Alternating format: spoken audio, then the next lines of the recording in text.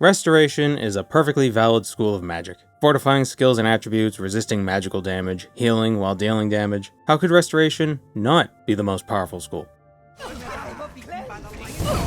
Well, you'll see. Restoration only means I can't use any other skill tree. No skill other than Restoration is allowed to gain experience. But I've already done a no XP run of Oblivion, no XP walk, actually, where I avoided performing any actions that grant experience. So I think I've garnered enough Elder Scrolls cred to make 2 exceptions for this run. I'm allowing myself to gain athletics and acrobatics experience. All other skills are off limits. Because of this restriction, this will make getting new spells a bit difficult. For some reason, even though buying items grants no mercantile experience, buying spells does. So we'll need to rely on alternative methods of acquiring spell effects. We'll come to that soon enough. I wasn't sure what race would be the best for this run, so I went with Breton, since they get a plus 10 boost to Restoration at the start of the game. High Elf seemed like a decent option too, but I had already committed. As a compromise, I made her look as much like a High Elf as possible. Female Bretons have more speed than the males at the cost of strength. Mages don't need to be strong, so it's a worthwhile trade-off, methinks. We don't have any offensive spells yet, so all we could do is run away from the rats and cultists. But we do start off with a weak healing spell, so when we get attacked, we should be fine. And it's that prisoner again. Kill her. She might be working with the assassins. No. Birth sign. Here's my thought process. Our intelligence is basically fixed where it is. Every level will net us a maximum of 1 attribute point, since we can't level any skills that intelligence governs. So, it'd be smart to maximize our magicka pool, right? Atronak?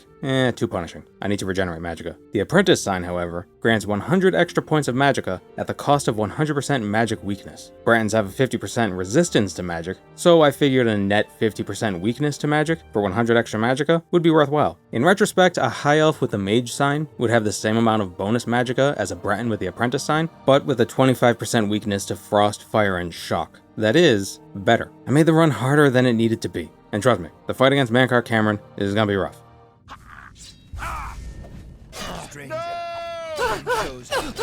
Oh no, the Emperor has... Oh.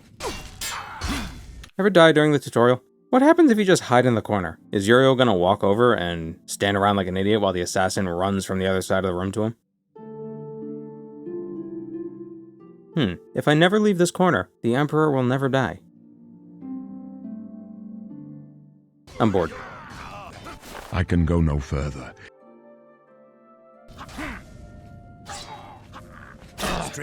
Oh no, the Emperor has died. Take care of this for me, Boris. It's the least you can do.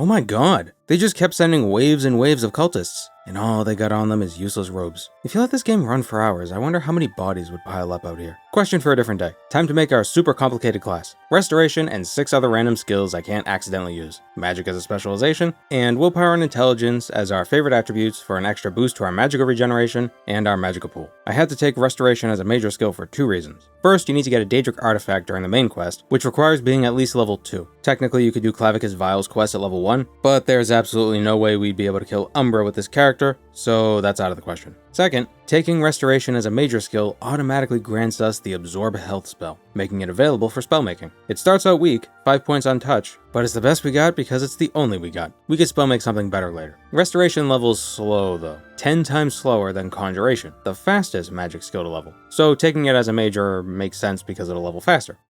So that the Amulet of Kings doesn't fall into the wrong hands, we'll do what Boris asked us to do, and bring the amulet to Joffrey at Wayne and Priory. I can't think of a safer place than a rinky-dink settlement full of monks for a metaphysical crystal gifted to the mortals by a divine. Where else would you keep it? While the gem's safely tucked away in a footlocker behind a secret cabinet, the height of cryptographic security in Tamriel, at least among the Blades, we're gonna go rescue Martin from Kavatch. It's being besieged by Dagon's cult of losers, and they're making a huge mess. Our first job is closing the gate outside the city walls. Being level 1, most of the enemies in the gate are scamps, with the occasional Jamora churl.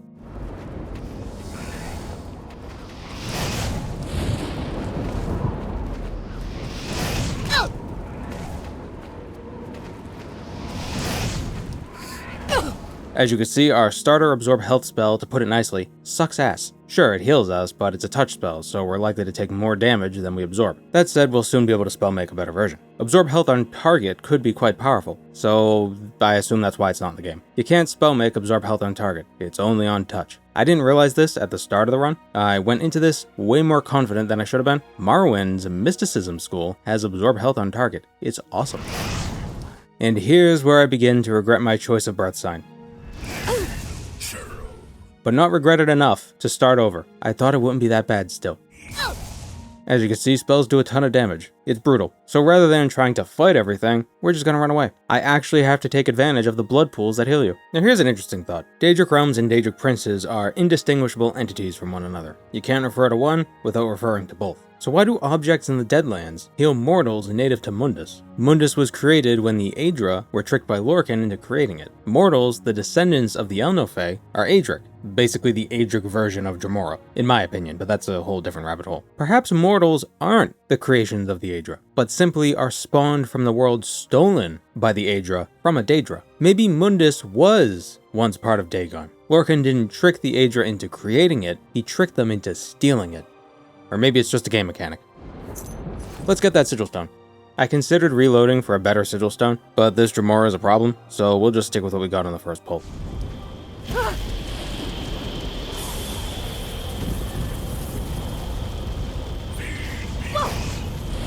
Fortify agility. It'll make me a bit more steady on my feet, I guess. 7 points probably won't be noticeable, but whatevs.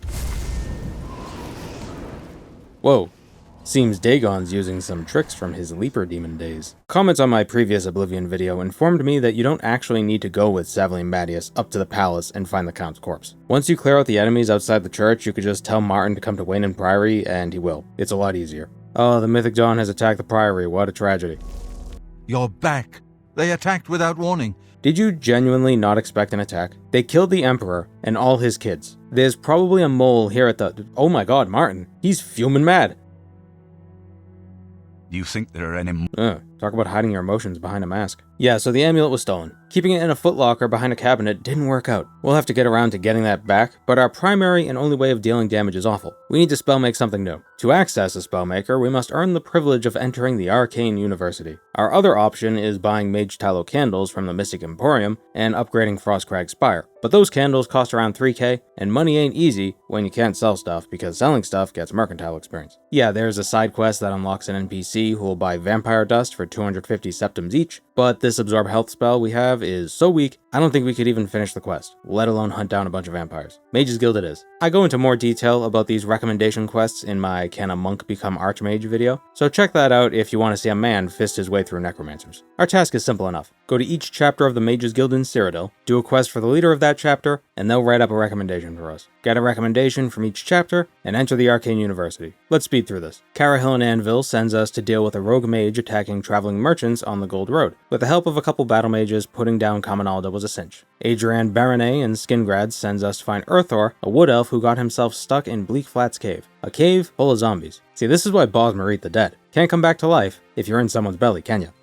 I'm sure there's a whole community devoted to that fetish. We'll eventually make more use of these Doomstones. This one's just outside Bleak Flats Cave. You need 20 renown to get this stone's power, so it'll be useful later. Not only can the stone's powers be helpful, but they also unlock the spell effects for spellmaking, such as Fortify Attribute or Fortify Skill.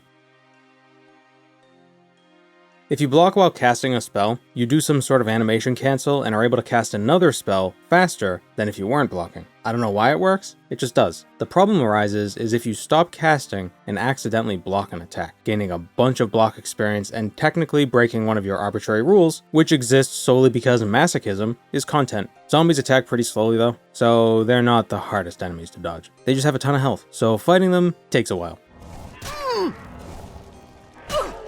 And sometimes that happens. Multi-staggers. I assume there's diminishing returns on it. I hope there's diminishing returns on it. With all the zombies cleared out, Urthor is free to escape. And once he returns to the guild and checks in with Adrienne, she agrees to write our recommendation. Coral's up next. Tychius asks us to figure out why Irana is loitering outside the guild, and it's because she wants us to fetch the Fingers of the Mountain, a book at the peak of Cloudtop. Tychius asks we go along with her request, but to bring the book to the guild instead. Simple enough, we go for a hike, kill a wolf, ponder what caused this fella to end up in this state. Anyway, here's the book, Tychius. In Bruma, Jean Forstoric wants us to find a missing member of the guild, Jaskar. Volinaro will help us find him if we steal Jean's Manual of Spellcraft. And he's kind enough to teach us a spell to open her locked desk. But it's not a restoration spell, so what do? Scrolls. I don't want to lean heavily on scrolls though. If I did, it would allow me to cast non-restoration spells of all kinds, fireballs, lightning bolts, shields, without gaining any experience. So it wouldn't break the rules, but it's not in the spirit of things. A utility spell like Open though, that feels reasonable.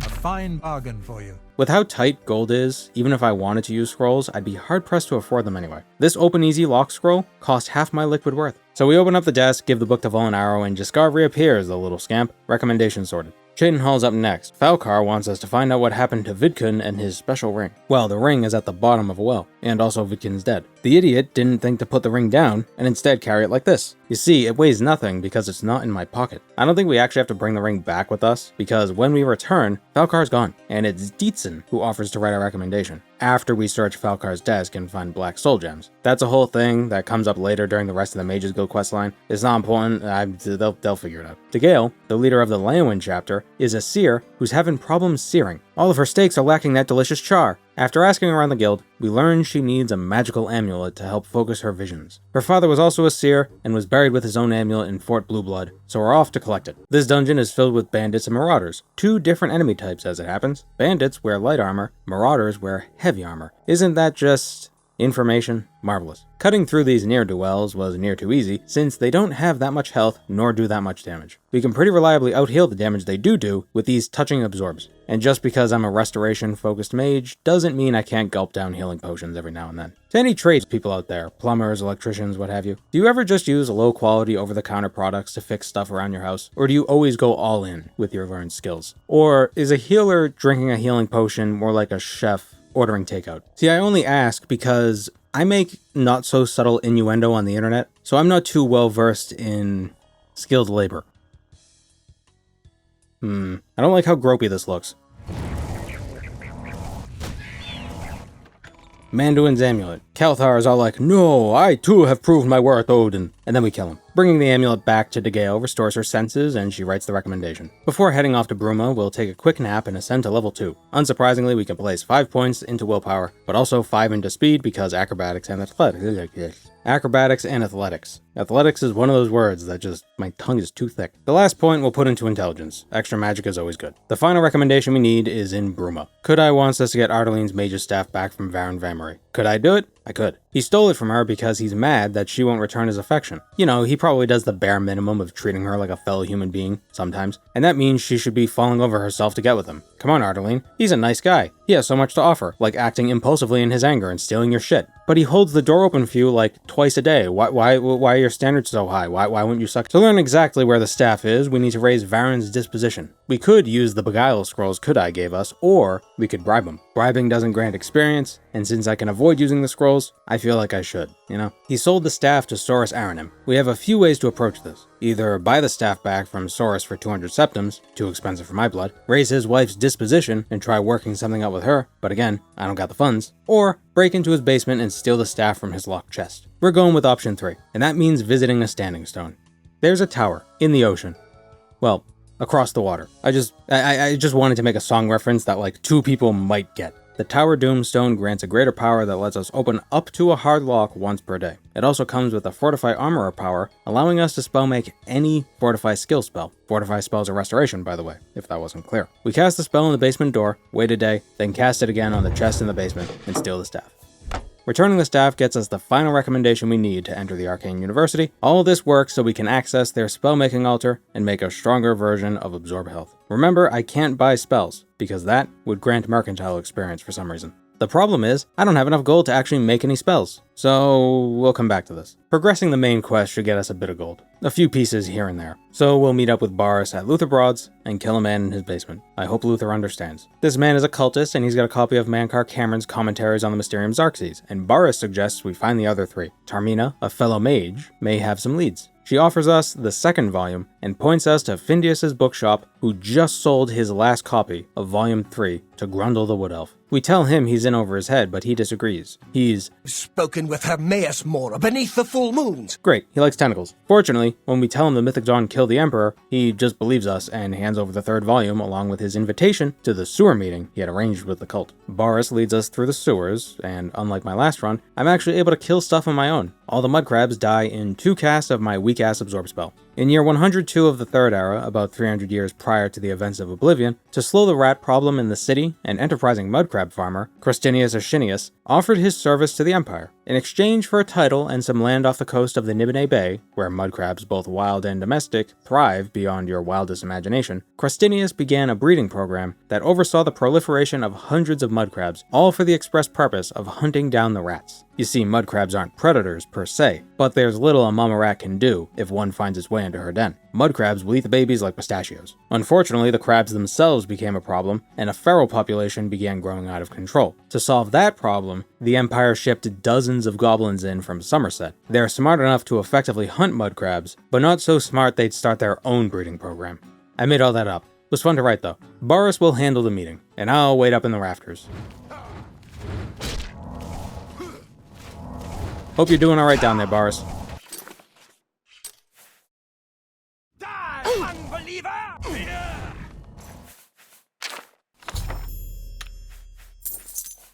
Base ring of fire shield, 7% fire shield. Sure, I got nothing better. Where's Boris? Boris? Oh, poor Boris. Ooh, 15 gold. Nice. Yeah, so I forgot to mention that I actually switched to a different standing stone before I went down here, the Lady Stone. It fortifies willpower and endurance by 20 points for 120 seconds, but more importantly, it unlocks the Fortify attribute effect at the Spellmaker. I had made a 50 point for 1 second Fortify personality spell, thinking it would help with Fintius, raise his disposition a bit, but his disposition didn't actually matter for the main quest. I got it confused with a different quest. That means I have no way of unlocking this door. Backtrack, I guess? What is this structure? Does it collect rainwater, or is it a waste reservoir? Are the Imperial City sewers for storms or steamers?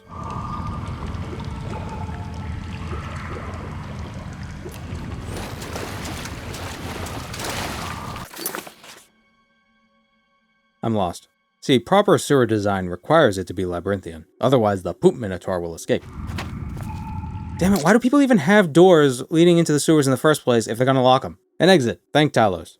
That little escapade in the sewers netted us enough gold to make a new spell. It's about time too. Absorb 20 points of health for 1 second on touch. A slow burn spell might be useful, but we'll stick with this for now, mostly because it's all I can afford. Without even reading the 4 books, or returning to Tarmina, we figure out exactly where we gotta go. Emperor's Way at midday, and we can get the directions to the Mythic Dawn's hideout, just near Lake Arius. No accidental levels this time around. Considering I own basically nothing, I'll join the cult, hand over my stuff to Harrow, and enter the Shrine of Mehrunes Dagon without having to fight anyone.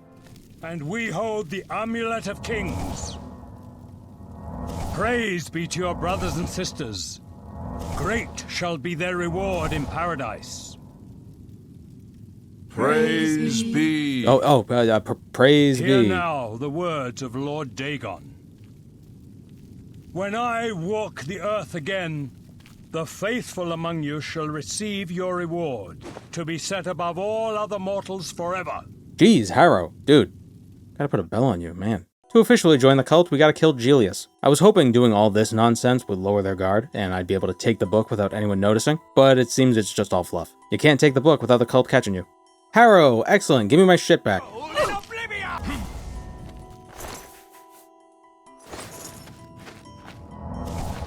I like this new spell. I should have given it a better name though. Nitrogen Hypoxia or something. They look so calm in death. With the Xerxes in Martin's hand and away from Joffrey's because you can't expect him to protect those sorts of things, we're sent off to deal with some spies in and around Bruma. Jurl is skulking. Oh, hi, cat. Hi, good boy.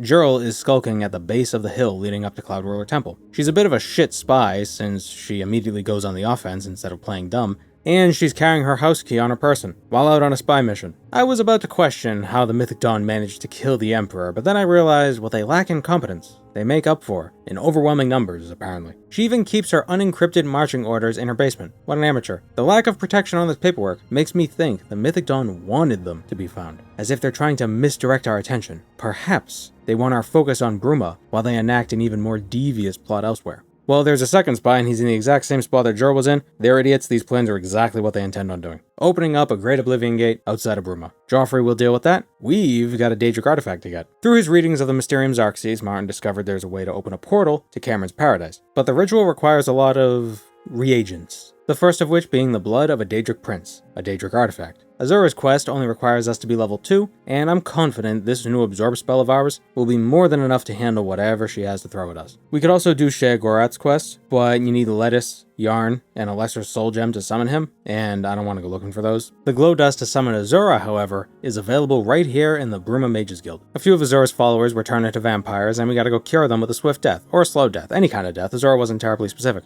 First vampire, how's this gonna go? Come to me, sweet flesh. Not bad, actually. This might not be as hard as I thought.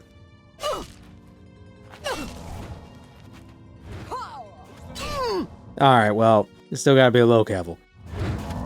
Touch spells are so damn hard to aim. Die. God damn it, will you assholes stop moving around and just die? End here. Blood. Ooh, even in death, he was agile as hell. He's almost dead. I don't want to waste a Magicka potion just for a couple more hits, but I can outrun him while it naturally regenerates. Son of a... He did a little curtsy. That wasn't a curtsy, I don't know what you'd call that, but it looks silly. And for killing those vamps, Azura gives us her star, which we promptly hand over to Martin so that it may be consumed in the ritual he's got planned. While he deciphers the next ingredient he needs, Joffrey sends us to Bruma to teach the city guards how to close Oblivion gates themselves. Captain Bird's immortal, so he'll be a useful fellow to have around. But during our battle with those vampires, we contracted porphyric hemophilia. Now, I've done several Oblivion runs on this channel, and I always end up becoming a vampire. The extra attribute and skill levels are good to have. They outweigh the negatives, or so I assume. So I always assume. It usually ends up being more trouble than it's worth. This time around, I'm gonna swing by the local church, say a prayer, and cure that disease before it progresses into full-blown vampirism. We ain't gonna be a vampire this time around. But actually, before we go help out Bird, I'm curious how useful a 100-point speed spell might be. 100 points for 1 second. 2 seconds might have been better. At least it's cheap, so it kinda acts like a training spell. Back to Bruma to deal with this gate. It's still just scamps and churls. They're a bit beefier than normal, but that's to be expected since I'm not level 1 anymore. We've got Bird, though, and his squad of cannon fodder to give us a hand.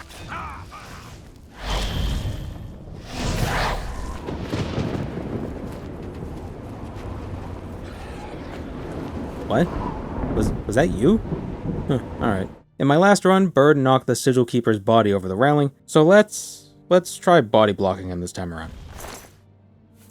I'm gonna reset for a good Sigil Stone. I want something to improve my magic defense. Resist magic, maybe spell absorption. 7 points of spell absorption. That works. Hungry Head eats all those spells, or at least 7% of them.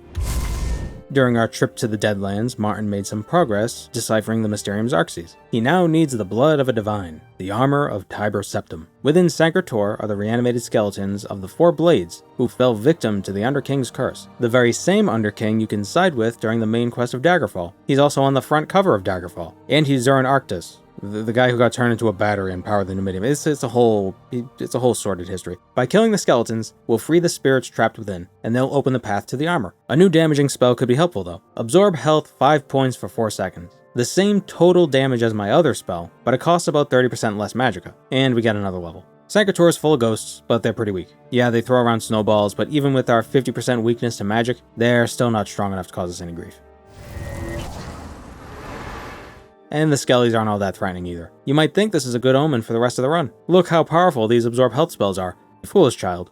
So naive. With all 4 of the ghosts' bones removed, they clear the mist that hurts us for some reason, and we claim the armor of Tiber Septim, the second part of the ritual. Next, Martin wants us to bring him a great welkin stone from the Ayleid ruin Miskarkand, a place full of damaged sponge zombies, and some goblins. That's the risk you run by introducing non-native species to a new land. But these goblins aren't the result of the whole rat crab fiasco. With the introduction of goblins to the city sewers, the bougier citizens of the Empire began buying baby goblins because they were so cute. But as they got older, the goblins stopped being as cute, so those rich assholes would go out to the countryside, abandon their goblins, and then buy a new baby. And they'd repeat this cycle over and over again. The Empire did ban this practice, but at that point it was too late. Cyrodiil already had a thriving feral population of goblins outside the sewers. That's totally what happened. Not only does Miskarkand have the Great Welkin Stone, it also has a bunch of lesser Welkin Stones. We want to collect as many as we can. They fully replenish your magicka. Sometimes you don't have time to let your magicka regenerate fully, and magicka potions are few and far between. So these are a bunch of free super magica potions. Definitely worth having. There's a Varler Stone here too. It recharges all of your enchanted items charges, but we aren't using any enchanted items, so it's useless for this run. After grabbing the Great Welkin Stone, the King of Miskarkan makes his long-awaited appearance. His loyal undead subjects have arrived to greet him, and they all want to kick my ass.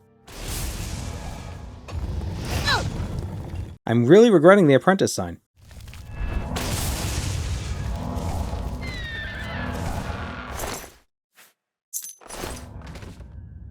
Greater Staff of Fire. 80 points for 1 second on target. I wish he dropped this during my no XP run. All he had last time was Disintegrate Armor. Well, no use for me today. In the same way that a daedric artifact is the opposite of an aedric artifact, the opposite of a Great Welkin Stone is a Great Sigil Stone. We gotta let the Mythic Dawn open a great gate outside Bruma, so I can run in and grab the stone before the city is overrun. No. I'll lead the defense of Bruma myself. I know Martin's trying to be noble. It's a trope. The king fighting alongside his men. But damn is it stupid. Martin doesn't even have to die. If he's maimed enough, not only will he be unable to open the portal to paradise, but he won't even be able to relight the dragonfires. Perhaps it's admirable that he wouldn't ask his men to do anything he wouldn't do. But sometimes a leader needs to trust the ones he's leading and delegate accordingly. Quit micromanaging, Marty. This will be an all-out brawl, so let's do a bit of prep work. First, our renown is over 20, so we're able to activate the Aetherius Heaven Stone, getting the Gates of Aetherius greater power. Once per day, for 120 seconds. This spell fortifies our magicka by 50 points, and grants 20% magic resistance. And we'll create an AoE spell. Absorb health 5 points in 10 feet for 7 seconds. Of course on touch. There's a hefty drawback to lengthy absorb spells. You may have noticed a trail of magical licorice undulating between the enemy and myself when I cast a spell. That's the tether through which the health flows, I think. And it's got a limited range. If I move too far away and the umbilical cord breaks, I don't actually know if that means I lose out on the health gain or if the spell effect stops entirely. Does the enemy continue taking damage regardless? I just don't gain the health? I have no idea. I assume it cancels the spell. So long duration spells do less DPS and require you to stay within range of the enemy. However, their magicka cost is lower.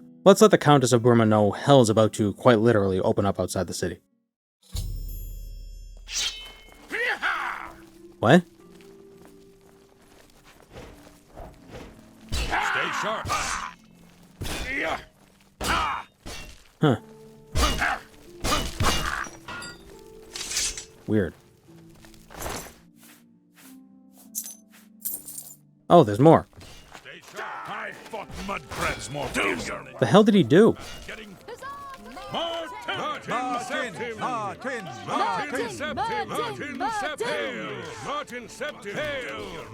Huzzah for the Emperor! I don't think we're ready for this. Well, nobody lives forever. Oh, they've got a lot of health. No, get away. Martin, Bird, do something. Here comes another one. Shit. Once that greater gate opens up, I'm booking it. There it is. Good luck, everyone.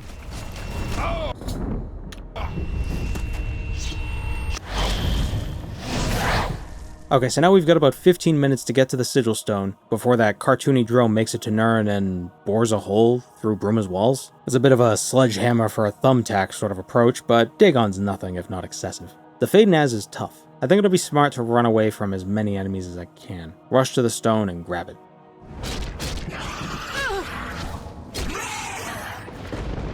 Potion of Invisibility. I might need a few of these actually. I'll keep an eye out. Another Fade Naz. Another Potion of Invisibility. I wonder if that's a guaranteed drop. This Fade Naz at the end of the Hall of Guillotines also dropped a Potion of Invisibility. 3 times as a pattern. I was hoping this other one would have died in the hallway though.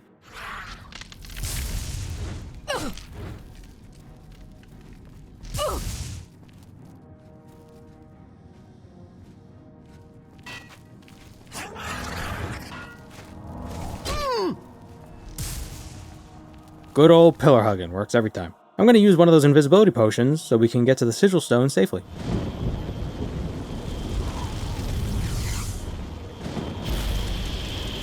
Come on, come on, come on, hurry.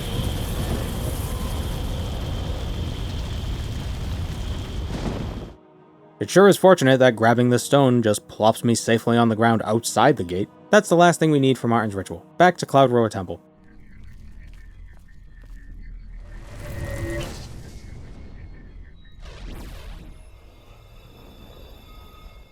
That Martin is able to do this should raise some alarms. How do I know he's not working with Camoran, and that this portal won't just turn me inside out?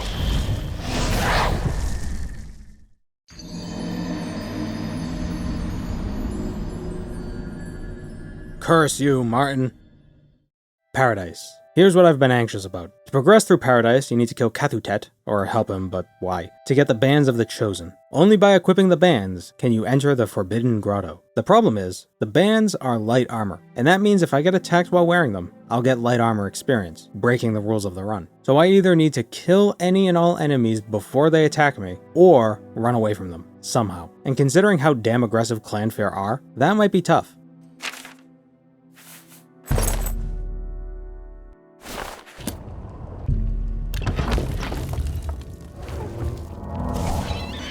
No, stay back, stay. Damn it. Invisibility? Julianos, Dibella, and Stondar. Stondar? Lorcan's betrayers, posing as divinities in the Prince. You wear the bands? Oh, Eldamil, if you broke my invisibility, I swear. Good, I wasn't followed. Just gotta play along with Eldamil's little game, and then drink another invisibility potion and avoid the rest of the enemies in this room.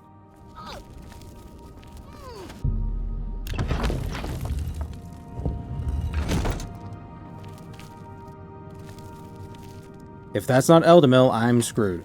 You made it! Oh, thanks, Stondar. He takes the bands off, and we're free to get smacked around by the Clanfair all we want. Of course, we're taking Eldamil with us, he's a good meat shield. Do your worst! Did he just dab?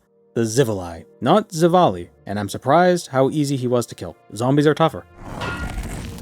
Ruma and Raven Camoran. We don't have to kill them here. They just respawn next to their dad anyway. I have waited a long time for you. You came for the amulet? Take it then.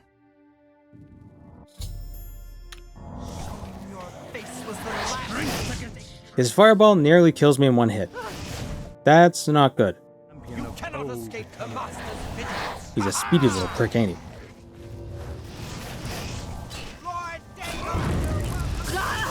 I've got a bunch of resistance potions. I might as well use those. Oh, he can silence me. Shit, that's brutal. Heal with potions, restore magicka with a Welkin stone, and silence. Damn it.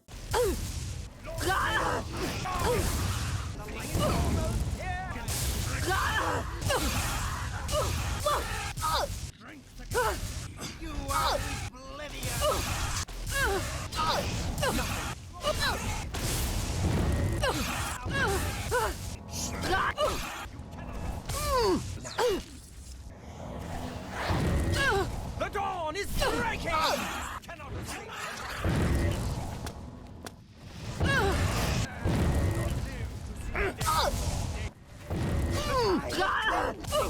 Time of cleansing is almost here. Touch spells are awful. Gates of Aetherius, let's use it. Both effects are technically in the restoration schools, so it's still within the spirit of things, I don't care.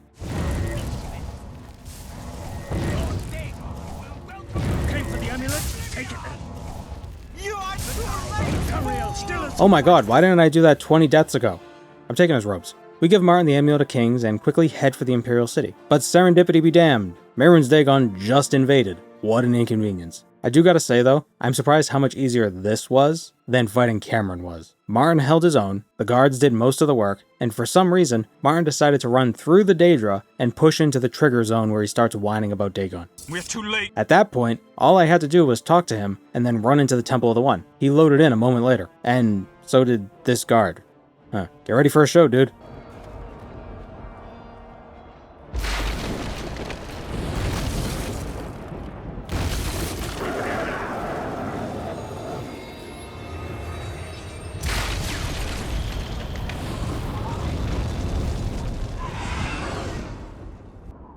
Whoop, well, what'd you expect? That's Oblivion with only restoration, and athletics and acrobatics, but you know. Awful. Just awful. This was actually harder than the no XP run. Restoration is not a perfectly valid school of magic, not in Cyrodiil.